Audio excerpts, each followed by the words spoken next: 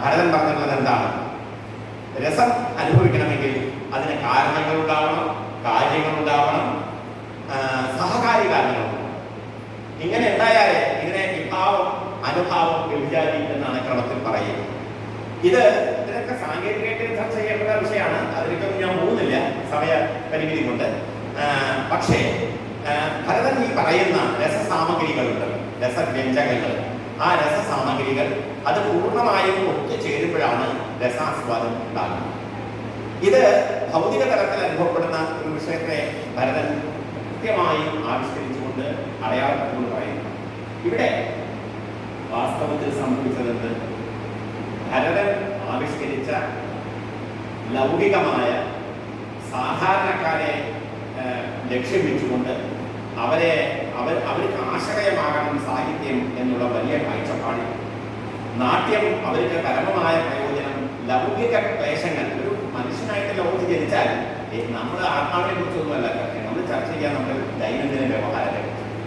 ദൈനംദിനമായ നമ്മുടെ ജീവിതത്തിൽ നമുക്കുണ്ടാകുന്ന പ്രയാസങ്ങളെ എങ്ങനെ നാം കറക്കി വയ്ക്കും, എങ്ങനെ അതിനെ നമുക്ക് അഭിസംബോധന ചെയ്യാൻ പറ്റും, എങ്ങനെയാണ് അതുമായി നമുക്ക് ഒത്തൊരുമിച്ച് പോകാൻ, ഒരുമിച്ചുകൊണ്ട് അതിനെ സഹകരിച്ചുകൊണ്ട്, ഇല്ലെങ്കിൽ അതിനെ സഹിച്ചുകൊണ്ട്, ആ സഹിക്കാവുന്ന രീതിയിൽ അതിനെ ഉൾപ്പെടുത്തിക്കൊണ്ട് എങ്ങനെ മുന്നോട്ട് പോകാൻ കഴിയും എന്നുള്ള ചർച്ചയാണല്ലോ സ്വാഭാവികമായിട്ടും ഒരു സാധാരണക്കാരനുണ്ടാകുന്നത്. സമൂഹത്തെ ഇത്ര ഒരു വിശാലമായി സമൂഹത്തെ മൊത്തം കണ്ടുകൊണ്ട് ഒരു ചർച്ച ഭരതൻ ചെയ്തു വെച്ച രസചർച്ച, നാട്യത്തിൽ മാത്രം നാം കാണുന്ന രസചർച്ച, അത് പിൽക്കാലത്ത് സൂക്ഷിക്കുകയും അതിന് പ്രാധാന്യം നഷ്ടപ്പെടുകയും പിന്നീട് അതിന് ആനന്ദവർദ്ധന്റെ കാലമായപ്പോഴേക്കും അതിന് പ്രാധാന്യം വന്ന് അതിന് ആത്മതത്വത്തിന്റെ പ്രാധാന്യം വന്നുവെങ്കിലും അത് ഒരു ഫിലോസഫിക്കൽ എക്സർസൈസ് മാത്രമായിട്ട് മാറി. രസചർച്ച കേവലം ഒരു ഫിലോസഫിക്കൽ എക്സർസൈസ് മാത്രമായിട്ട് മാറി. അപ്പോ ചിത്തെന്നോ ഇങ്ങനെയൊക്കെ നമുക്ക് പറയാലോ. അതൊക്കെ സാങ്കേതികമായിട്ട് പറയുമ്പോൾ നിങ്ങൾക്ക് പലർക്കും മനസ്സിലായി വരില്ല. ചിത്ത് എന്ന് പറയുമ്പോൾ നമ്മുടെ ചൈതന്യം, ആത്മചൈതന്യം അത് ഈ രജസ്തമസുകളെ കൊണ്ട് ആവരണം ചെയ്യപ്പെട്ടിരിക്കുകയാണ്.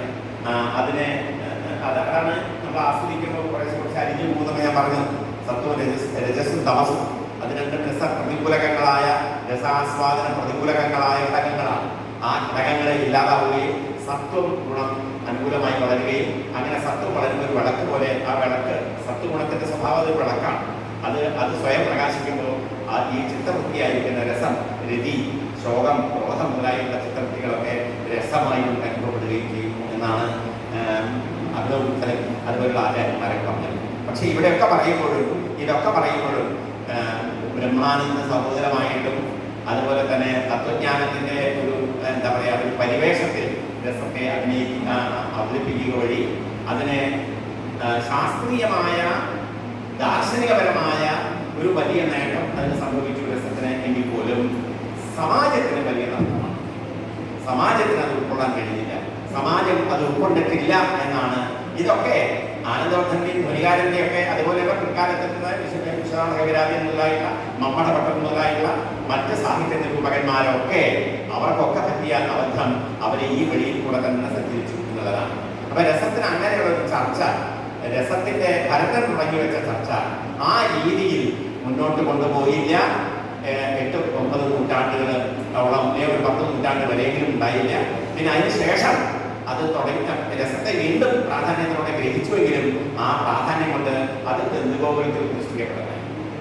അത് വലിയൊരു ദന്തഗോപുരത്തിലെ രസം വളരെ ആധികാരികമായി കേമമായ ഒരു വലിയ ദാർശനിക തത്വമായി, ആത്മതത്വമായി, ബ്രഹ്മതത്വമായി, ബ്രഹ്മതത്വ സവിധവർത്തിയായി ഒക്കെ മാറിയെന്നല്ലാതെ അതിന് സാധാരണക്കാരുടെ ഇടയിൽ ഒരു എഫക്ട് ഉണ്ടാക്കാൻ കഴിയില്ല. പക്ഷേ അതുകൊണ്ട് ഇവിടെ ഭരതന് വല്ല കോട്ടം സംഭവിച്ചോ എന്നുള്ളൊരു ചോദ്യം ഇല്ല എന്നാണ്. ആനന്ദവർദ്ധനും ആനന്ദവർദ്ധനും അതുപോലെ അഭിനവഗുപ്തനൊക്കെ അല്ലെങ്കിൽ അതുപോലെ വന്ന ഒരുപാട് ആചാര്യന്മാർ അവരൊക്കെ സാഹിത്യ നിരൂപണത്തിൽ ഭരതനെ ഇത്തരത്തിൽ ഭരതമുനിയെ തഴഞ്ഞ് എന്നല്ല ഞാൻ ആ വാക്ക് ഉപയോഗിക്കുന്നു, തഴഞ്ഞുവെങ്കിൽ പോലും വാസ്തവത്തിൽ പ്രായോഗിക തലത്തിൽ എന്താ സംഭവിച്ചത്? സൈദ്ധാന്തിക തലത്തിൽ ഈ രസത്തെക്കുറിച്ച് സൈദ്ധാന്തികമായി ചർച്ച ചെയ്ത ആനന്ദവർദ്ധനും അതുപോലെ തന്നെ അഭിനവഗുപ്തനൊക്കെ അതിനെ ഒരു ആത്മതത്വമായി അത് ഒരു ബുദ്ധിഗ്രാഹ്യമായ മനസ്സുകൊണ്ട് ഗ്രഹിക്കേണ്ടതാണ് രസം എന്ന് പറയുന്നത്. അതിനെ ബുദ്ധിഗ്രാഹ്യമാക്കി മാറ്റി.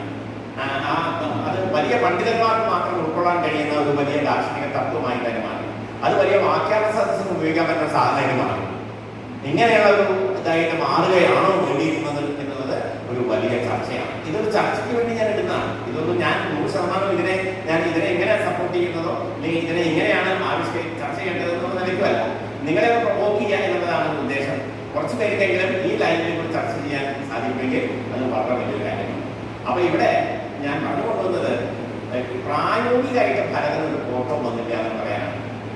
ഈ ഏതാണ്ട് ഒരു 20 നൂറ്റാണ്ട് അല്ലെ, ഒരു 2000 വർഷം ഭരതന് ശേഷമുള്ള ഈ വർഷങ്ങളിൽ നമ്മുടെ തിയേറ്ററുകളുടെ സ്വഭാവം, നമ്മുടെ ദൃശ്യ രംഗത്തുള്ളതായിരിക്കുന്ന സ്വഭാവം, അവിടെയുള്ള വളർച്ചകൾ, പുതിയ പരീക്ഷണങ്ങൾ, ഇതെല്ലാം നമ്മൾ പരിശോധിച്ചാൽ രസത്തിന് ഒരു കോട്ടവും തരും. ഇന്നും നല്ല സിനിമ കാണുമ്പോൾ നല്ല രസാസ്വാദനം. ഇതെന്താ കാരണം? പ്രായോഗിക തലത്തിൽ പ്രാക്ടീസ് ചെയ്യുന്ന കലാകാരന്മാരുണ്ടല്ലോ, സാഹിത്യത്തെയും കലയെയും പ്രായോഗികമായിട്ട് കൈകാര്യം ചെയ്യുന്ന ആളുകൾ ഭരതന്റെ കൂടെയാണ്. അത് ആനന്ദത്തിന്റെ കൂടെ ഇല്ലാന്നുള്ളതൊന്നും ഭരതന് ക്ഷീണമില്ല.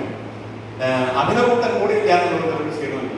അദ്ദേഹം ഈ അനേകം ബഹുസഹസ്രം കലാ ആചാര്യന്മാർ, കലയുടെ വിവിധ കലകൾ, ഇന്ന കലാതൊന്നുമില്ല, അതിന് ശാസ്ത്രീയ കലകളാവാം, മറ്റേ നാടൻ കലകളാവാം, മറ്റേ ട്രൈബൽ കലകളാവാം, ഏത് കലകളായാലും അതിന് സാങ്കേതികമോ അർദ്ധസാങ്കേതികമോ പൂർണ്ണ സങ്കേതം വിമുക്തമായതോ ഏത് കലയായിക്കോട്ടെ, ഏത് സാഹിത്യവിദ്യ ആയിക്കോട്ടെ, അവിടെയൊക്കെ ഭരതനെ പ്രായോഗികമായിട്ട് പ്രാക്ടീഷണേഴ്സ് എന്നാണ് ഞാൻ പറയുന്നത്.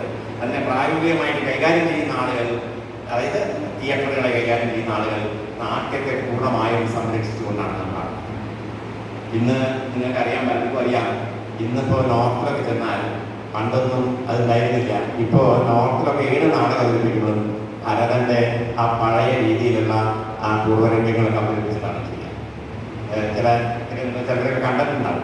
അപ്പോൾ അതെ, അപ്പോൾ മറ്റേ നാന്ദി പൂർവ്വരംഗവും നാന്ദിയും ഒക്കെ അങ്ങനെ ചെയ്തുകൊണ്ട് ഭരതന്റെ ആ സംസ്കാരത്തെ മുറുകെ പിടിച്ചുകൊണ്ടാണ്. അപ്പോൾ വലിയ തിയേറ്റർ പണ്ഡിതന്മാരായിരിക്കുന്ന ഭരതഗുപ്തയെ പോലെയൊക്കെയുള്ള, അതുപോലെ ഗോവർദ്ധൻ പാഞ്ചാലിനെ പോലെയൊക്കെയുള്ള മഹാപണ്ഡിതന്മാർ അവരെ ഇതിനെക്കുറിച്ച് വളരെ പ്രകടനം പ്രശംസിച്ചുകൊണ്ട് എഴുതിയിട്ടുണ്ട്.